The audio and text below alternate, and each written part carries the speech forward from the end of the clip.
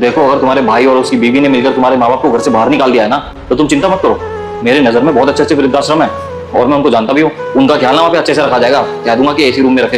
यार तुम्हारी दिक्कत क्या है? मैंने तुम्हें बोला ना कि भाभी ने साफ साफ मना कर दिया है कि वो उनको साथ में नहीं रखेंगी।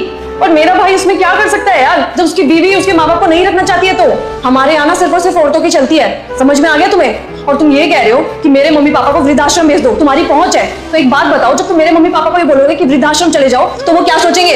वो ये सोचेंगे कि उनकी बेटी इतनी अच्छी खासी है, उनका दामाद इतना अच्छा खासा कमाता है, फिर भी उनको वृद्धाश्रम जाने के लिए कह रहा है। क्या राहुल, देखो तुम्हारी भी तो जिम्मेदारी बनती है ना मेरे माँ बाप के प्रति। अरे तो मुझे क्यों बता रही हो भाई ये सब तुम?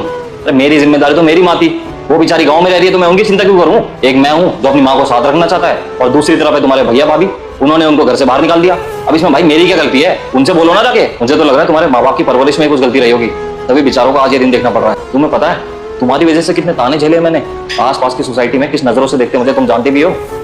तू करते मेरे ऊपर, कहते हैं कि बूढ़ी माँ को सहारा देने के बजाय उसको गांव में छोड़कर आ गया। जोरू का गुलाम है तू, जोरू का गुलाम। बीवी के इशारों पे चलता है, नाचता है बीवी के इशारों पर। वो तो अच्छा है कि मेरी माँ से मैं समय समय पर मिलते रहता हूँ, वरना मुझे तो पता ही ना लगे अगर उनके साथ कोई अनहोनी हो जाए तो। अरे जब तुम्हें कोई फर्क नहीं पड़ता कि मेरी माँ गाँव में किस हालत में रहती होगी, तो भाई मुझे भी कोई फर्क नहीं पड़ने वाला कि तुम्हारे माँ बाप सड़क पे आ गए हैं या वो किसी वृद्धाश्रम में रहे या कहीं भी रहे। मुझे कोई फर्क नहीं पड़ता। और बस इसके आगे ना कोई डिस्कशन नहीं होगा। जो हमारा फैसला था हम दोनों के बीच में वही रहेगा। वो इस घर में नहीं रह सकते तो नहीं रह सकते, बात खत्म। देखो राहुल, तुम्हें ना इस बात को समझना होगा, और अगर तुम नहीं समझ सकते ना तो मैं तुम्हें डाइवोर्स दे दूंगी। अच्छा, डाइवोर्स की धमकी दे रही मुझे? एक काम करो, दे दो डाइवोर्स। मुझे भी नहीं रहना तुम्हारे साथ। पहले भी तुम ऐसे डराती रहती थी ना मुझे कि डाइवोर्स दे दूंगी अगर तुमने अपनी माँ को इस घर से बाहर नहीं निकाला। इसी डर की वजह से ना मैं अपनी माँ को गाँव छोड़कर आया हूँ। अरे पिछली बार डर गया था मैं, लेकिन अब नहीं डरूंगा। और अच्छा ही है अगर तुम डाइवोर्स दे दोगी, बेचारी मेरी माँ मेरे साथ तो रह पाएगी मेरे घर पे। ठीक है, तो अगर तुम यही चाहते हो ना तो मैं एक अच्छा सा लॉयर ढूंढ लेती हूँ और तुम्हें डाइवोर्स दे देती हूँ। और मेरी बात ना कान खोल करके ध्यान से सुन लो। इस टाइम ना मैं मजाक करने के मूड में तो बिल्कुल भी नहीं हूँ। और जब मैं तुम्हें छोड़ करके चली जाऊंगी ना और तुम्हें मेरी याद आएगी तो मेरे को कॉल करने की कोशिश मत करना। और ये तो बिल्कुल मत बोलना कि घर वापस आ जाओ। कोई बात नहीं, मैं इन गीदड़ भक्तियों से ना डरने नहीं वाला हूँ। मैं अपनी माँ के साथ खुश रहूंगा, पहले भी रहता था और अब भी रहूंगा।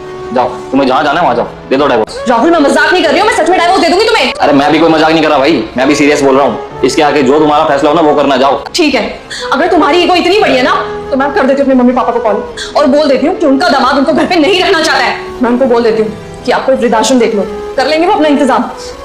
हाँ हाँ, बोल दो उन्हें। मेरा नाम लेकर के बोलना कि तुम्हारा दामाद ना रखना नहीं चाहता तुम्हें इस घर में, बस। ठीक है, तो तुम्हें ना टेंशन लेने की कोई जरूरत नहीं है। मैं कर लूंगी मैनेज, और मेरे मम्मी पापा भी कर लेंगे मैनेज। कर लूंगी मैं जैसे तैसे भी मैनेज। क्या गजब जमाना है। जब बात पति के माँ की थी तो पत्नी उसके साथ रहना नहीं चाहती थी, और जब पत्नी के खुद के माँ बाप की बात आई तो पति को तलाक देने पर उतर आई। वाह भाई वाह, क्या गजब औरत है। खुद के माँ बाप प्यारे हैं तो क्या दूसरों के नहीं? माँ बाप हर किसी को प्यारे होते हैं।